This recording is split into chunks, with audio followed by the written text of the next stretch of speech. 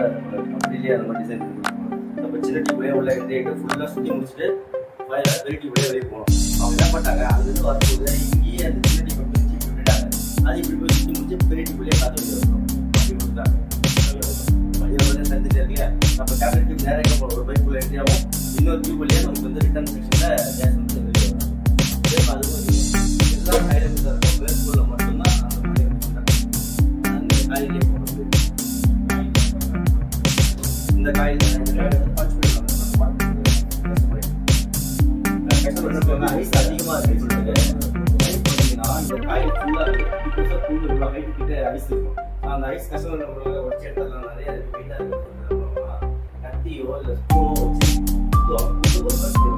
Punch பண்ணுறாங்க. நிறைய அவங்களும் காயில் இருக்கிறதெல்லாம் வெயிட் பண்ண முடியாதுனால புது காயில் மாற்ற புதுசில் சொல்லுவாங்க. அதுக்கு ஸ்டார்ட் பண்ணுங்க கேஸ் பண்ணலாம் வீடியோ கதை பண்ணுறாங்க. நம்ம பண்ணும்போது நிறைய ப்ராப்ளம்ஸ்லாம் கேட்குறாங்க.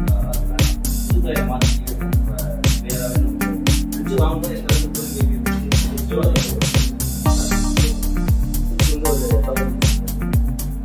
அதை முடிச்சு ஃபுல்லாக உதவிக்கும் ஆஃபீஸில் இதுவே வந்து ஒரு கேபிள் எல்ஜி தான் வாங்கி